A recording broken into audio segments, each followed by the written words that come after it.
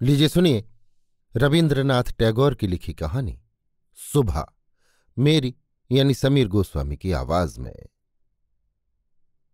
लड़की का नाम जब सुभाषिणी रखा गया था तब कौन जानता था कि वो गूंगी होगी। इसके पहले उसकी दो बड़ी बहनों को सुकेशनी और सुहासनी नाम दिए गए हैं। इसी से काफिया मिलाने की गरज से उसके बाप ने छोटी लड़की का नाम रख दिया सुभाषिणी। अब उसे संक्षेप में सब सुभा कहते हैं। काफी खोज और खर्च के साथ दोनों बड़ी लड़कियों का ब्याह हो चुका है। अब छोटी लड़की सुभा माँ बाप के खामोश हृदय के बोझ की तरह घर की रौनक बढ़ा रही है। जो बोलती नहीं वो सब कुछ महसूस करती है। ये बात सबकी समझ में नहीं आती और इसी से सुभा के सामने ही सब उसके भविष्य के बारे में तरह तरह की चिंता फिक्र की बातें किया करते हैं। इस बात को वो बचपन ही से समझ चुकी है कि वो विधाता की बद्दुआ के तौर पर अपने बाप के घर आकर पैदा हुई है।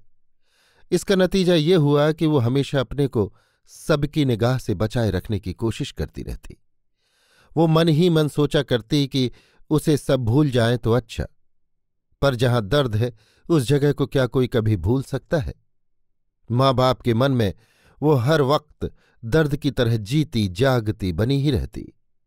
खासकर उसकी माँ उसे अपनी ही एक कसर या गलती समझती हैं, क्योंकि हर एक माँ लड़के की बनिस्बत लड़की को कहीं ज्यादा अपने हिस्से के रूप में देखती है और लड़की में कोई कमी होने पर वे उसे अपने लिए मानो खास तौर से शर्म का सबब मानती हैं। सुभा के पिता वाणीकंठ तो बल्कि सुभा को अपनी और लड़कियों की बनस्बत कुछ ज्यादा प्यार करते हैं, पर माँ उसे अपने गर्भ का कलंक जानकर उससे बड़ी उदास सी रहती है।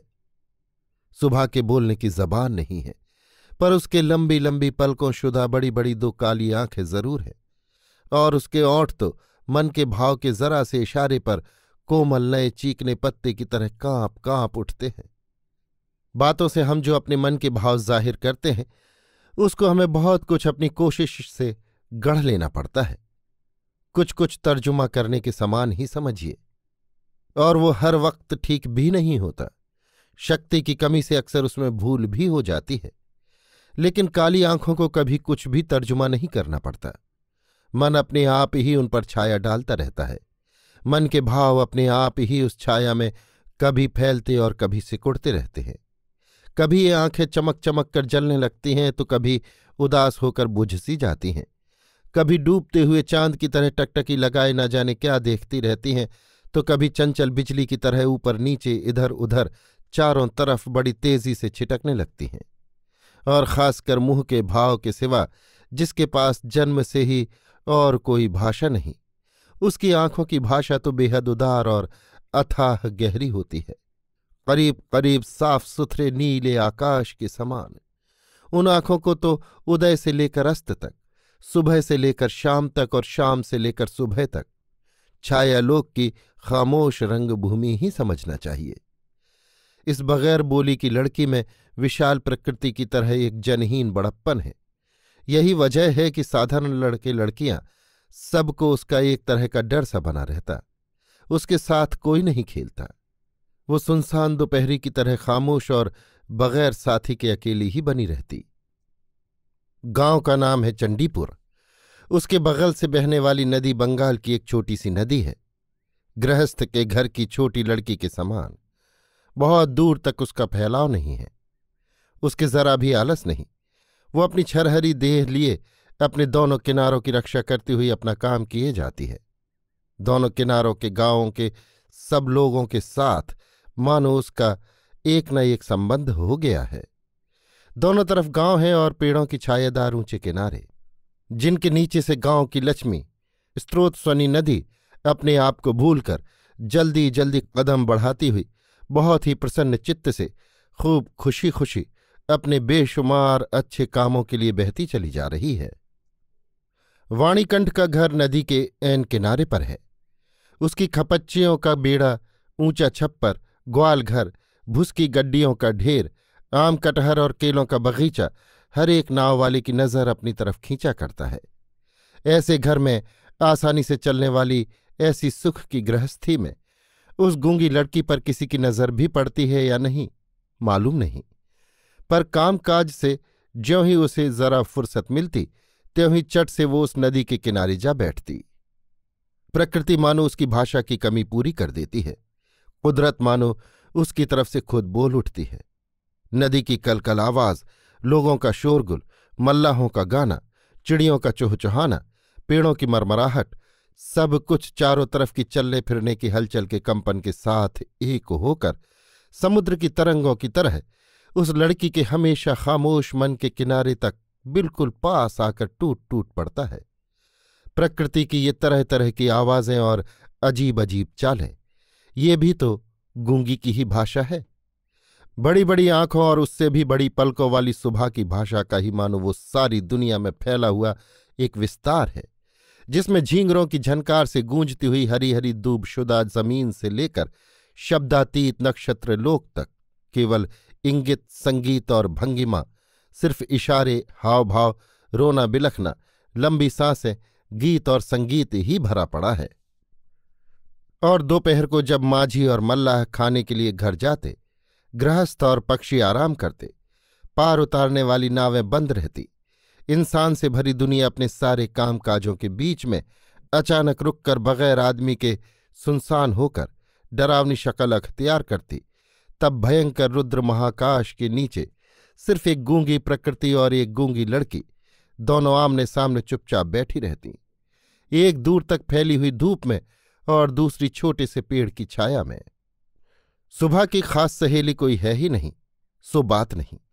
ग्वाल घर में 2 गायें हैं, एक का नाम है सरबती और दूसरी का पार्वती। ये नाम सुबह के मुंह से उन गायों ने कभी नहीं सुने, पर उसके पैरों की आहट को वे खूब पहचानती हैं।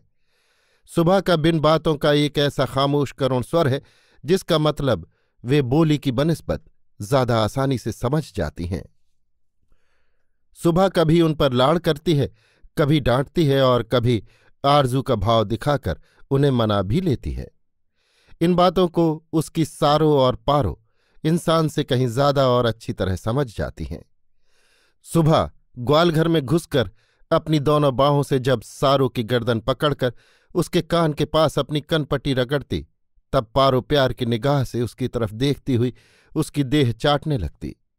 सुबह दिन भर में कम से कम 3 बार तो नियम से ग्वालघर में जाया करती, इसके सिवा अनियमित आना जाना भी बना रहता। घर में जिस दिन वो कोई कड़ी बात सुनती, उस दिन उसका वक्त अपनी गूंगी सखियों के पास ही बीतता। सुबह की बर्दाश्त करने वाली और रंज से खामोश चितवन को देखकर न जाने कैसी एक अंदाज करने वाली अंधी अंदरूनी ताकत से वे उसके मन की बात और दर्द को समझ जाती और उसकी देह से सटकर धीरे धीरे उसकी बाहों पर सींग घिस घिस कर अपनी खामोश व्याकुलता से उसे तसल्ली देने की कोशिश करती। इसके सिवा बकरी और बिल्ली का बच्चा भी था। उनके साथ सुबह की ऐसी बराबरी की मित्रता तो नहीं थी, फिर भी वे उससे मोहब्बत रखते और उसके माफिक चलते। बिल्ली का बच्चा चाहे दिन हो या रात, जब तब सुबह की गर्म गोद पर बिना किसी संकोच के अपना हक जमा लेता और सुख की नींद सोने की तैयारी करता। और सुबह जब उसकी गर्दन और पीठ पर अपनी कोमल उंगलियां फेर देती, तब तो वो भीतर से ऐसा भाव जाहिर करने लगता कि जैसे उससे उसकी नींद में खास मदद मिल रही हो। ऊंचे दर्जे के जीवों में सुबह को और भी एक साथी मिल गया था, लेकिन उसके साथ उसके ठीक कैसे ताल्लुकात थे इसकी पक्की खबर बताना मुश्किल है, क्योंकि उसके बोलने की जबान है और ये है गूंगी, लिहाजा दोनों की बोली एक न थी। वो था गुसाइयों का छोटा लड़का प्रताप। लड़का बिल्कुल आलसी और निठल्ला था। उसके माँ बाप ने बड़ी कोशिशों के बाद इस बात की उम्मीद तो कतई छोड़ दी थी कि वो काम धंधा करके घर गृहस्थी की कुछ मदद या तरक्की करेगा। निठल्लों के लिए ये एक बड़ा सुभीता है कि घर के लोग उन पर भले ही नाखुश रहें, पर बाहर वालों को उन पर काफी मोहब्बत होती है, क्योंकि किसी काम में फंसे न रहने से वे सरकारी मिल्कियत से बन जाते हैं। शहरों में जैसे घर के ताल्लुक से बिल्कुल अलग एक आध सरकारी बाग बगीचे का रहना निहायत जरूरी है, वैसे ही गांव में 2-4 निठल्ले सरकारी आदमियों का रहना बहुत ही आवश्यक है। कामकाज में, हंसी खेल में जहां कहीं एक आदमी की कमी दिखी, वहीं वे चट से हाथ के पास ही मिल जाते हैं। प्रताप को मछली पकड़ने का बड़ा शौक है। इससे उसका आसानी से बहुत सा वक्त कट जाता है। तीसरे पहर नदी के किनारे अक्सर वो इस काम में मशगूल दिखाई देता और इसी बहाने सुबह से उसकी अक्सर मुलाकात हुआ करती। चाहे किसी भी काम में हो, बगल में एक साथी मिल जाने से प्रताप रहता बड़ा खुश है। मछली पकड़ते समय खामोश साथी ही सबसे अच्छा समझा जाता है। इसलिए प्रताप सुबह की खूबी जानता और कदर करता है। यही वजह है कि और सब तो सुबह को सुबह कहते हैं और प्रताप जरा और भी उसमें प्यार मिलाकर सुबह को सू कहकर पुकारता। सुबह इमली के पेड़ के नीचे बैठी रहती और प्रताप पास ही जमीन पर बैठा हुआ पानी में कांटा डालकर उसी की तरफ देखता रहता। प्रताप के लिए सुबह की तरफ से रोज एक पान बंधा हुआ था और उसे वो खुद अपने हाथ से लगाकर लाती, और शायद बहुत देर तक बैठे बैठे देखते देखते उसकी तबीयत होती कि वो प्रताप को कोई एक खास मदद पहुंचावे, उसके किसी काम में सहारा दे। उसके ऐसा जी में आता कि वो किसी तरह जता दे कि इस दुनिया में वो भी एक कम जरूरी चीज नहीं, पर उसके पास ना तो कुछ करने को था और न कुछ वो कर ही सकती थी। तब वो विधाता से ऐसी दुआ मांगती कि किसी जादू मंतर से चट से उसे कोई ऐसी ताकत या चीज मिल जाए कि जिसे दिखाकर प्रताप को वो दंग कर दे, और फिर वो भी कहने लगे, अच्छा सू में ये करामात, मुझे क्या मालूम था। मान लो सुबह अगर जल कुमारी होती और धीरे धीरे पानी में से निकलकर सांप के माथे की मणि घाट पर रख जाती, प्रताप अपने इस तुच्छ काम को छोड़कर उस मणि को लेकर पानी में डुबकी लगाता और पाताल में जाकर देखता कि चांदी के महल में सोने के पलंग पर वो कौन बैठी है। अचंभे से मुंह बाकर कहता, अरे ये तो अपने वाणीकंठ के घर की वही गूंगी लड़की है, सू, मेरी सू।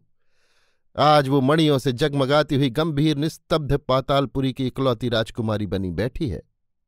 तो क्या ये बात हो ही नहीं सकती? क्या ये बिल्कुल ही नामुमकिन बात है? असल में कुछ भी नामुमकिन नहीं।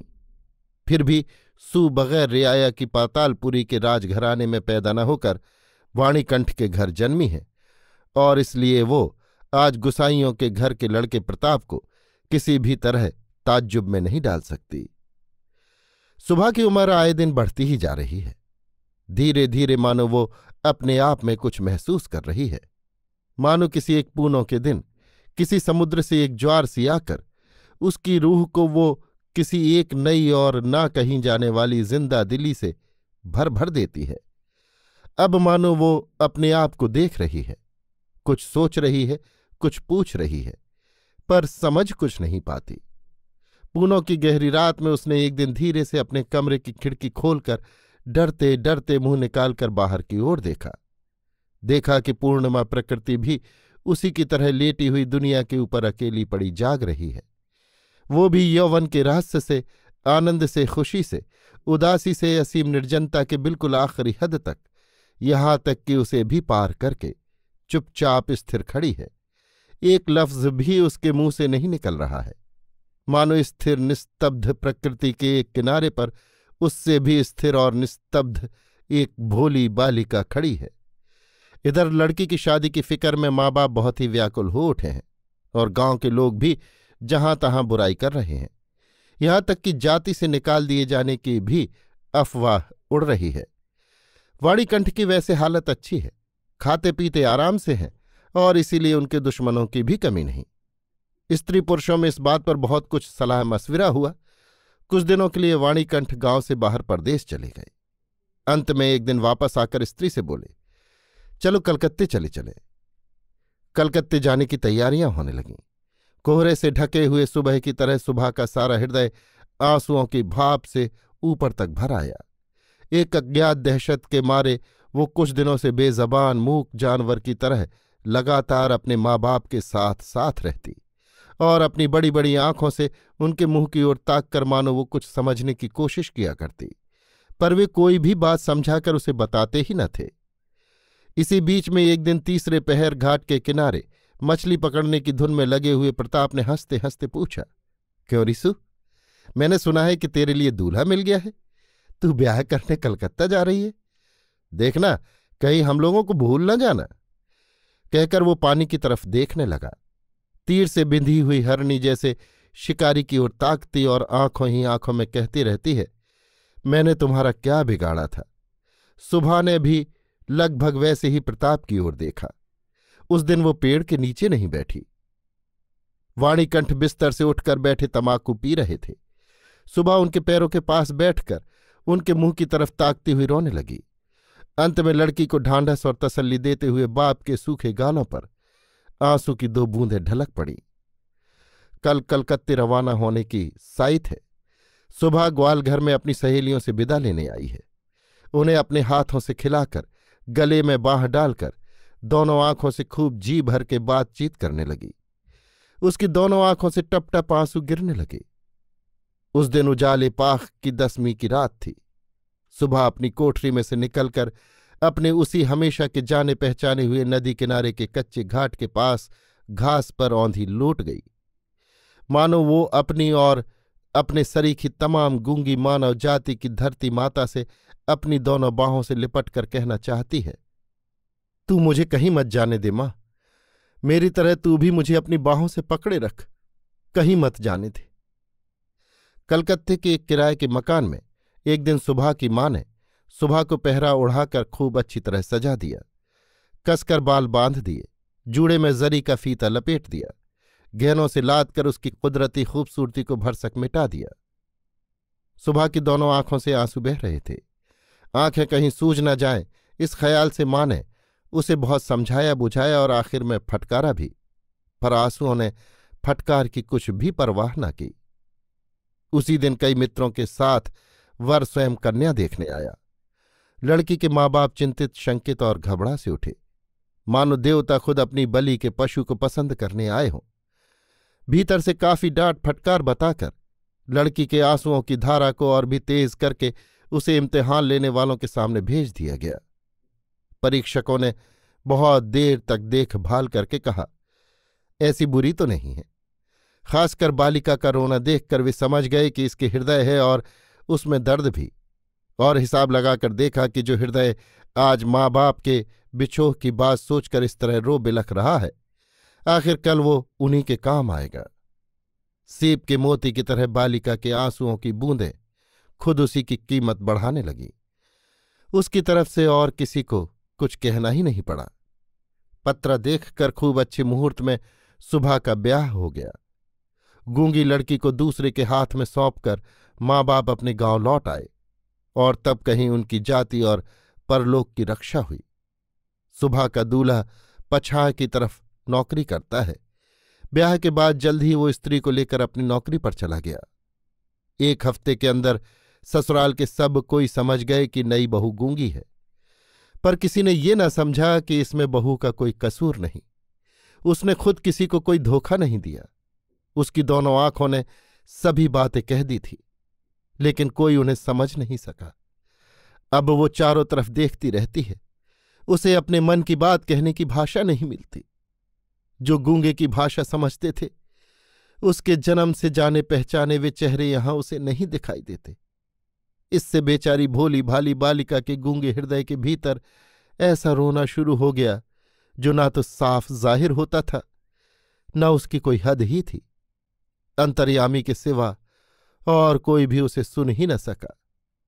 अब की बार उसके पति आंखों और कानों से अच्छी तरह ठोंक बजाकर एक बोलने वाली लड़की को ब्याह लाए। अभी आप सुन रहे थे रवीन्द्रनाथ टैगोर की लिखी कहानी सुबह, मेरी यानी समीर गोस्वामी की आवाज में।